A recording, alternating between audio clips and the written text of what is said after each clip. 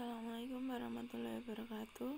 Perkenalkan, saya Fatma Cahyati, perwakilan dari kelompok 6, ingin mempresentasikan hasil diskusi kelompok kami dengan anggotakan 1. Adelia Gita Laksari, 2. Alia Sinta Dewi Mulyana, 3. Citra Larasati, 4. Fatma Cahyati, saya sendiri, Hardiati Rukwani, Kalivia Salsanabila, Novia Agida Safitri, Salsabila Arum Lukita, Serly Berliana Febrianti, Vini Alfiona Saedarno, Yudhya Ayu Kartika Putri.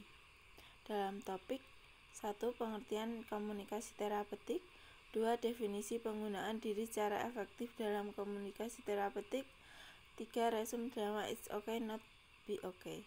Analisis drama, 5. Kesimpulan. Pengertian komunikasi terapeutik. Komunikasi adalah suatu proses pengiriman atau penerimaan pesan. Melalui proses tersebut, informasi dan pemahaman diteruskan dengan menggunakan simbol-simbol.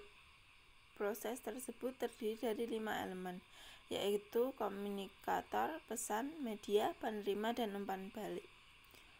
Untuk mengeliminasi kemungkinan pertentangan pemaknaan antara perawat dan pasien, dikembangkan suatu konsep komunikasi dikenal sebagai konsep terapeutik. Komunikasi terapeutik ialah komunikasi yang dilakukan oleh perawat dan tenaga kesehatan lain yang direncanakan dan berfokus pada kesembuhan pasien. Definisi penggunaan diri secara efektif dalam komunikasi terapeutik.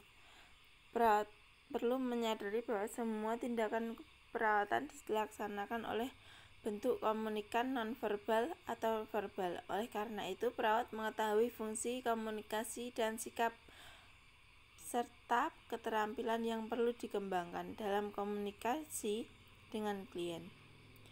Resume drama It's Okay Be Okay. Pada kedua Konwanzu merupakan pemuda berusia 20 tahun yang mengalami sakit jiwa yang kabur dari rumah sakit jiwa.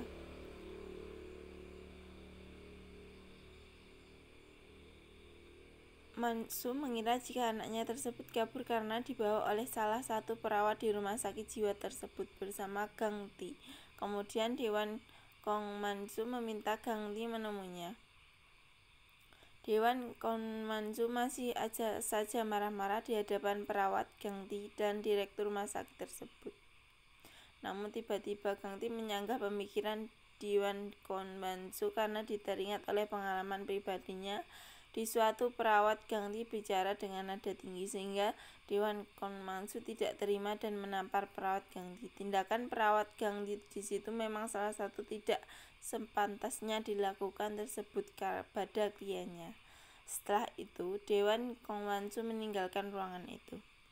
Analisis drama. Menghadirkan diri mengidentifikasi 4 sikap dan cara untuk menghadirkan diri secara fisik, yaitu berhadapan ketika Mon Gang Ti bertanya kepada Kong Man Yung mau belikan nasi kepal dan Kong Man Yung menjawab tidak perlu. Adegan ini pada menit 15.06.